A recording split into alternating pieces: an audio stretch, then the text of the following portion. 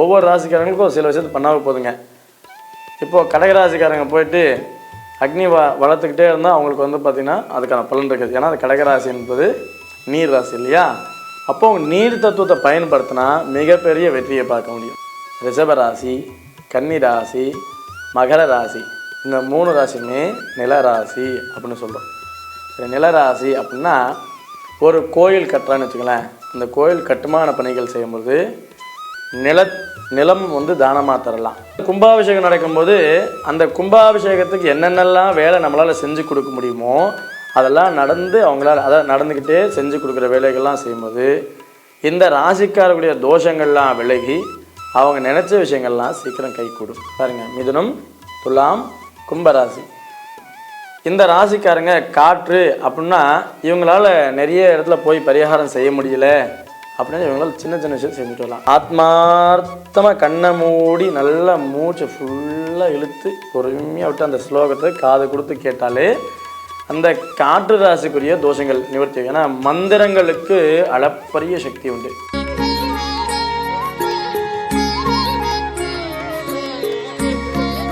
உலகெங்கும் நமது ஆலய தீபம் யூடியூப் சேனலை பார்த்து கொண்டிருக்கும் நேயர்கள் அனைவருக்கும் அன்பான வணக்கங்கள். ஸ்ரீ குருப்யோ நமஹ. ரகவும் மாதாபிதா குரு குலதெய்வம் என ஆட்கொண்டு என்னுடன் இருக்கும் வராகி தாயாருக்கும் முருகப் பெருமானுக்கும் சரணம் சரணம். நேயர்களே வணக்கம். நம்ம ஆலய தீபம் சேனல் வழியாக நிறைய தகவல் நம்ம பார்த்துக்கிட்டே இருக்கோம். அதாவது ஜோதிடம், ஆன்மீகம், வாஸ்து, எண்கணிதம், ஜோதிடம், பலன் தரும் பரிகாரங்கள், இந்த மாதிரி பல விஷயங்கள் பார்த்துக்கிட்டு இருக்கோம். அதில் இன்றைக்கி நாம் பார்க்கக்கூடிய ஒரு சுவாரஸ்யமான ஒரு பரிகாரங்கள் அப்படின்னு பார்த்தீங்கன்னா, சுவாமி என்னால் இந்த நிறைய கோயில் போய் பரிகாரம் பண்ண முடியல, நிறைய செலவுகள் செய்ய முடியல, ஆனால் எனக்கு பலன் கிடைக்கணும், அதுக்கு ஏதாவது ஒரு சின்ன விஷயம் இருந்தால் சொல்லுங்களேன் அப்படின்னு சில பக்தர்கள்லாம் கேட்குறது உண்டு.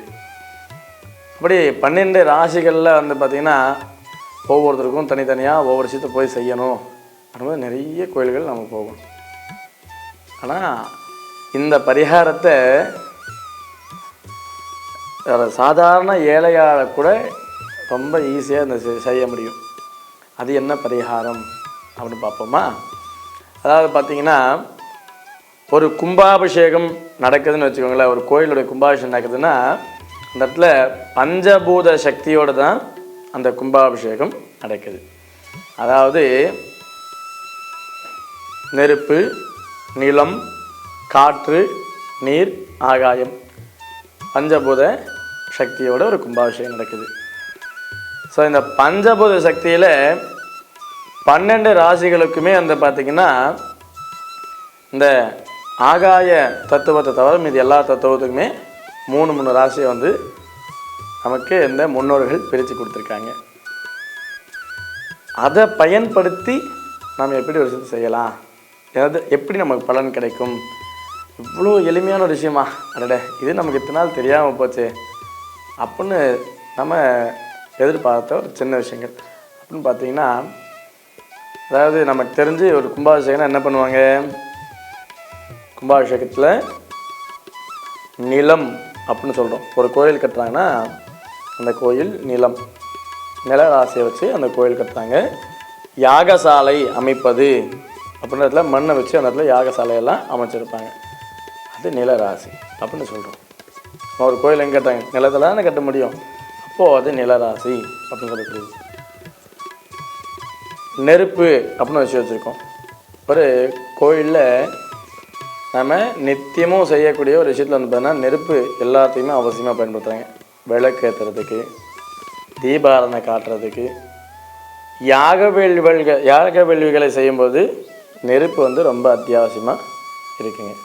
அப்போது நெருப்பு சக்தி, காற்று சக்தின்னு சொல்லுவோம். காற்றா இது என்னடா அது அப்படின்னு சொல்லுவோம்.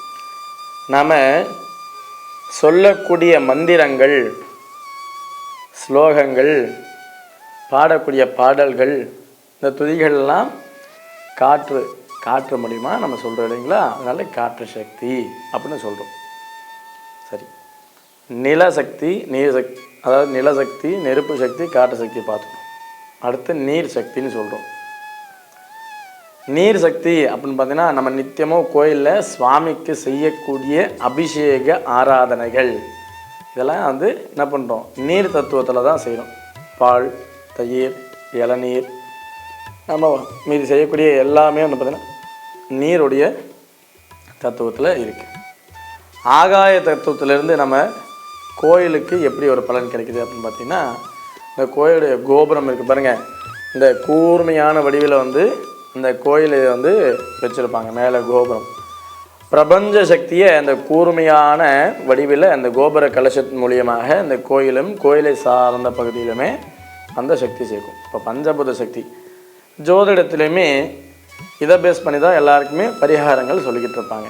சரி, இப்போது யார் யாருக்கு என்னென்ன பரிகாரங்கள் இந்த ஒரே ஒரு விஷயத்தில் கிடைக்க போகுது, அவங்க என்ன பண்ணால் போதும் அப்படின்னு ஒரு விஷயத்தை பார்க்கலாம். முதல்ல நம்ம பார்க்கக்கூடியது வந்து பார்த்திங்கன்னா நெருப்பு ராசி அப்படின்னு சொல்லக்கூடியது. அதாவது பார்த்திங்கன்னா மேச ராசி, சிம்ம ராசி, தனுசு ராசி, இந்த மூணுமே நெருப்பு ராசி அப்படின்னு சொல்கிறோம். நெருப்பு ஒரு கும்பாபிஷேகத்தில் நம்ம யாகசாலை பூஜைக்கு தேவையான பொருட்கள் வாங்கி தரலாம். வசதி வாய்ப்பு இருந்தால் நம்மளால் முடிஞ்சது யாகசாலையில் அக்னியில் சுவாமிக்கு நம்ம சேர்க்கக்கூடிய பொருட்கள்லாம் வாங்கி தரலாம். 108 ஹோம திரவியங்கள் வாங்கி தரலாம். அதே மாதிரி கணபதி ஹோமத்திற்கு தேவையான பூஜை பொருட்கள்லாம் வாங்கி தரலாம். இதெல்லாம் அக்னியில் செய்யக்கூடிய விஷயமா இருக்கும். அப்போது கற்பூரம், ஊதுபத்தி இதெல்லாம் நம்ம நேரத்தில் யாகசாலைக்கு வாங்கி கொடுத்து இந்த கும்பாபிஷேக யாக வேள்வி ஆரம்பிக்கிறதுலேருந்து கும்பாபிஷேகம் முடிஞ்சு தீபாராதனை காட்ட வரைக்கும் அந்த பூஜையில் கலந்துக்கிட்டால் போதுமானதுங்க. அவங்க நிறைய கோயில்கள் போக முடியலன்னா கூட அந்த பலன்கள் நிச்சயமாக அவங்களுக்கு உண்டு. யாருக்கு? மேச ராசி, சிம்ம ராசி, தனுசு ராசி. ஸோ நெருப்பு அப்படின்னு சொல்லக்கூடிய விஷயத்தில் ஒரு கோயிலில் போனால் விளக்கேற்றுறது ஒவ்வொரு ராசிக்காரங்களுக்கும் சில விஷயத்தை பண்ணாமல் போதுங்க. இப்போது கடகராசிக்காரங்க போயிட்டு அக்னி வளர்த்துக்கிட்டே இருந்தால் அவங்களுக்கு வந்து பார்த்திங்கன்னா அதுக்கான பலன் இருக்குது. ஏன்னா அது கடகராசி என்பது நீர் ராசி இல்லையா? அப்போது நீர் தத்துவத்தை பயன்படுத்தினா மிகப்பெரிய வெற்றியை பார்க்க முடியும். இந்த மாதிரி நெருப்பு ராசிக்காரங்க என்ன பண்ணலாம் அப்படின்னா, அந்த இடத்துல வளர்க்கக்கூடிய யாக வேள்வியில் கலந்து கொள்வது, யாக வேள்விக்கு தேவையான பூஜை பொருட்கள்லாம் வாங்கி கொடுக்கறது, கோயிலுக்கு அவர்களால் முடிஞ்ச இந்த எண்ணெயை வாங்கி தரலாம், கற்பூரம் வாங்கி தரலாம். இதெல்லாம் பார்த்தீங்கன்னா ரொம்ப எளிமையான பரிகாரம். இதெல்லாம் எதுவும் வாங்கி தர முடியலன்னா அந்த பூஜையில் கலந்துக்கிட்டு கண்ணால் அதை காண்பதே அவங்களுக்கு மிகப்பெரிய பரிகாரம். 100% நிச்சயமாக அது பலன் தருங்க. அது உறுதியாக சொல்ல முடியும். ஓகேவா? இப்போது இந்த 3 ராசிகள் நெருப்பு ராசின்னு பார்த்துட்டோம். இதுக்கு அடுத்தாப்பில் வரக்கூடிய ராசி ரிஷப ராசி, கன்னி ராசி, மகர ராசி. இந்த 3 ராசியுமே நிலராசி அப்படின்னு சொல்கிறோம். நிலராசி அப்படின்னா ஒரு கோயில் கட்டுறான்னு வச்சுக்கலாம். அந்த கோயில் கட்டுமான பணிகள் செய்யும்போது நிலம் வந்து தானமாக தரலாம். வசதி வாய்ப்பு இருக்குங்க, நிலத்தை தானமாக தரலாம். நிலத்தை தானமாக தர முடியல அப்படின்னா கோயில் கட்டும்போது சிமெண்ட்டு, செங்கல், மண் இந்த மாதிரி அவங்களால முடிஞ்சது வாங்கி தரலாம். அதுவும் முடியல என்னங்க, அது என்னால் முடிஞ்சது ஒரு செங்கல் தான் வாங்கி தர முடியும், இல்லை ஒரு மூட்டை சிமெண்ட் என்னால் வாங்கி தர முடியும் அப்படின்னு அதை வாங்கி தரலாம். நிலம்னா நடப்பது, பிரதட்சணம் அப்படின்னு சொல்லுவாங்க. அந்த ஆலயத்தை வலம் வருவது அப்படின்னு சொல்லிட்டு, அப்போ அந்த ஆலயத்தை வலம் வருவது என்னென்ன செய்யலாம் அப்படின்னா கோயிலுடைய திருப்பணிகள் செய்கிறது. அப்போ அந்த கும்பாபிஷேகம் நடக்கும்போது அந்த கும்பாபிஷேகத்துக்கு என்னென்னலாம் வேலை நம்மளால் செஞ்சு கொடுக்க முடியுமோ அதெல்லாம் அவங்களால நடந்துக்கிட்டே செஞ்சு கொடுக்குற வேலைகள்லாம் செய்யும்போது இந்த ராசிக்காரர்களுடைய தோஷங்கள்லாம் விலகி அவங்க நினச்ச விஷயங்கள்லாம் சீக்கிரம் கை கூடும். பாருங்கள் எவ்வளோ எளிமையான பரிகாரம் பார்த்தீங்களா? ஏன்னா ஆதி காலத்தில் எல்லாருமே கோயில் நிறைய கோயில் சுற்றினது கிடையாது. ஆனால் இந்த மாதிரி கும்பாபிஷேகம் நடக்கும்போது அந்த இடத்துல கலந்துக்கிட்டு இந்த மாதிரி அவங்களால சின்ன சின்ன பணிவிடைகள் அந்த சுவாமிக்கு செய்யக்கூடிய கைங்கரியத்தை ஆத்மார்த்தமாக செய்யும்போது நிச்சயமாக அதுக்கான பலன் அவங்களுக்கு கிடைக்கும். அப்போது ரிஷபராசிக்காரர்கள் என்ன செய்யலாம்? கோயிலை சுத்தப்படுத்துறது, கோயிலுக்கு அவங்களால முடிஞ்ச வேலையை செஞ்சு கொடுக்கறது, யாகசாலை பூஜை நடக்கும்போது கும்பாபிஷேகத்தப்போ அவர்களால் என்னென்னலாம் அந்த இடத்துல வந்து கைங்கரியம் செய்ய முடியுமோ அதை செஞ்சாவே போதுமானது. அவங்களுக்கு நினச்ச விஷயங்கள்லாம் கைகூடி வரும். அவங்கள ஜாதகத்தில் இருக்கக்கூடிய தோஷத்துக்கெல்லாம் ஒரு நிவர்த்தி தரக்கூடியதான் இந்த விஷயம் அமைங்க. சரியா? அடுத்தாப்புல நம்ம பார்க்க போகிறோம்னா காற்று ராசி அப்படின்னு சொல்லக்கூடிய மிதுனம், துலாம், கும்பராசி. பாருங்கள், மிதுனம், துலாம், கும்பராசி. இந்த ராசிக்காரங்க காற்று அப்படின்னா இவங்களால நிறைய இடத்துல போய் பரிகாரம் செய்ய முடியல அப்படின்னு இவங்களால சின்ன சின்ன விஷயம் செஞ்சுட்டு வரலாம். என்ன அப்படின்னு பார்த்தீங்கன்னா, இந்த கும்பாபிஷேக வேள்வியில் மந்திரங்கள் சொல்லிக்கிட்டே இருப்பாங்க. ஸ்லோகமோ பாடலாக பாடுறதோ சங்கீதங்கள் பாடுறது இந்த மாதிரிலாம் செஞ்சுக்கிட்டு இருப்பாங்க. இவங்களால் முடிஞ்சால் அந்த ஸ்லோகத்தை உச்சரிக்கலாம். அது வரலைன்னா தப்பே கிடையாது, காது கொடுத்து தெளிவாக கேட்டால் போதுங்க. ஆத்மார்த்தமாக கண்ணை மூடி நல்லா மூச்சு ஃபுல்லாக இழுத்து பொறுமையாக விட்டு அந்த ஸ்லோகத்தை காது கொடுத்து கேட்டாலே அந்த காற்று ராசிக்குரிய தோஷங்கள் நிவர்த்தி. ஏன்னா மந்திரங்களுக்கு அளப்பரிய சக்தி உண்டு இல்லையா? நம்ம எந்த இடத்துல போனாலும் என்ன சொல்கிறோம், அர்ச்சனை பண்ணுறதா இருந்தாலும் சரி, ஒரு இறைவனை நமக்கு என்ன விஷயத்தை வந்து வேணும்னு கேட்குறோமோ அதெல்லாம் என்ன பண்ணுறோம், மந்திரமோ ஸ்லோகமோ பாடலோ பாடி இந்த காற்று மூலமாக இந்த சுவாமிக்கு அந்த சித்தலை செஞ்சு நம்ம வரமாக வாங்குகிறோம். அப்போ இந்த கும்பாபிஷேகத்தில் இன்னொரு விஷயம் நடக்கும். என்னென்னு பார்த்தீங்கன்னா, நாதஸ்வரம் வந்து நேரில் வாசிப்பாங்க. நாதஸ்வரம் வந்து பார்த்தீங்கன்னா காற்றினால் முழுக்க செய்யக்கூடிய ஒரு விஷயம்.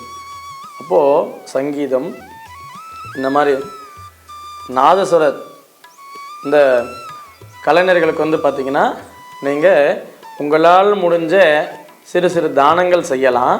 அப்படி இல்லைனாலும் தப்பே கிடையாது. அந்த கும்பாபிஷேகத்தில் போய் கண்ணால் பார்த்து அவங்க சொல்லக்கூடிய வேத மந்திரங்கள், பண்டிதர்கள் சொல்லக்கூடிய வேத மந்திரங்களை காது கொடுத்து கேட்டாவே நீங்கள் பல்லாயிரம் வருஷம் அந்த கோயிலில் போய் பூஜை பண்ணி அந்த பலன் என்ன கிடைக்குமோ அத்தனையுமே உங்களுக்கு அந்த இடத்துல கிடைச்சிடும். ஸோ உங்கள் ஜாதகத்தில் எப்பேற்பட்ட தோஷங்கள் இருந்தாலுமே இந்த காற்று மூலிமா சொல்லக்கூடிய மந்திரங்கள் கேட்பதனால உங்களோட தோஷங்கள்லாம் நிவர்த்தி அப்படின்னு சொல்லுவாங்க. அடுத்தாப்புல நீர் ராசி, இன்னொரு ராசி. நீர் ராசினா சுவாமிக்கு நம்ம சாந்தப்படுத்தக்கூடியதில் சில விஷயங்கள் உண்டு. என்னென்னா சுவாமிக்கு அபிஷேக ஆராதனைகள் நம்மளே என்ன பண்ணுறோம், நல்லா வந்து தலைக்கு எண்ணெய் தேய்ச்சி குடிச்சோன்னா நல்லா இருக்கே அப்படின்னு சொல்லி இதமாக இருக்குன்னு நினைப்போம். அந்த மாதிரி அந்த சுவாமிகளுக்கு இந்த புனித நீர் என்று சொல்லக்கூடிய கும்பாபிஷேக யாக வேள்வியிலே அந்த பஞ்சபூத சக்திகள்லாம் நிரப்பி அந்த கலசத்தில் அந்த சக்தியை சேர்த்து கோயிலை பிரதட்சணம் செய்து கொண்டு வந்து அந்த சுவாமிக்கு கும்ப ஊற்றுறாங்க பாருங்கள், கும்ப தீர்த்தம், தீர்த்தாபிஷேகம் அதை பட்டு நம்ம மேலே பட்டாவே நம்ம தோஷம் எல்லாம் நிவர்த்தி. ஜலராசிக்கு இவ்வளோதாங்க பரிகாரம். இப்போ பாருங்கள், ஒரு கும்பாபிஷேக வேள்வியில் போய் இந்த 12 ராசிக்காரங்க கலந்துக்கிட்டால் அவங்களோட தோஷத்துக்கு வந்து ரொம்ப எளிமையான பரிகாரங்கள், ரொம்ப பழைய காலத்தில் நமக்கு வந்து முன்னோர்களும் ரிஷிமார்களும் நமக்கு வந்து கொடுத்து வச்சு மிகப்பெரிய வரப்பிரசாதம். ஆனால் இன்றைக்கி வந்து பார்த்தீங்கன்னா இதெல்லாம் யாருங்க போய் செய்கிறது அப்படின்னு நினைக்கிறோம். நம்ம மனுஷனுக்கு இருக்கிற ஒரு குணமே என்ன தெரியுங்களா, செலவில்லா பரிகாரங்கள் ஒன்று விஷயத்தை சொல்லணும்னா அது கேட்குற மைண்டில் இருக்க மாட்டேன். ஏன்னா இலவசம் கிடைச்சாவே அது கேவலமாயிடுது இல்லையா? அதனால் இந்த விஷயத்தை எடுத்தாலே எப்பயுமே இப்படி செஞ்சால் போதுங்க, நிச்சயம் நடக்கும். நான் உறுதியாக சொல்லுவேன், ஆணித்தனமாக சொல்லுவேன். நான் இந்த பஞ்சபூத சக்திகளும் ஒரு கும்பாபிஷேகத்தில் கலந்துக்கிட்டாவே அத்தனை விதமான தெய்வ சக்தி கிடைக்கும். எப்பேற்பட்ட தோஷங்கள் இருந்தாலும் நிவர்த்தி. ஏன்னா ஒரு கும்பாபிஷேகம் நடக்கும்போது 33 கோடி தேவர்களும் அந்த இடத்துல கலந்துக்கிட்டு அந்த தெய்வ சக்தியை வந்து என்ன சொல்ல உயிர் கொடுக்கும்போது அந்த இடத்துல இருப்பாங்களாம். அத்தனை ஆசீர்வாதமும் அந்த மக்களுக்கெல்லாம் கிடைக்கும். அப்போது ஒரு பாருங்கள், எளிமையான பரிகாரம் ஆனால் மிகப்பெரிய பலன் தரக்கூடிய பரிகாரமாக இருக்கும். நம்ம நிறைய செலவு பண்ணாதான், நிறைய கோயிலுக்கு போய் பரிகாரம் பண்ணால் தான் நமக்கு பலன் நினச்சிக்கிட்டு இருக்கோம். அப்படி ஒரு கும்பாபிஷேகம் நடந்து 48 நாட்கள் மண்டல பூஜை நடக்கும்.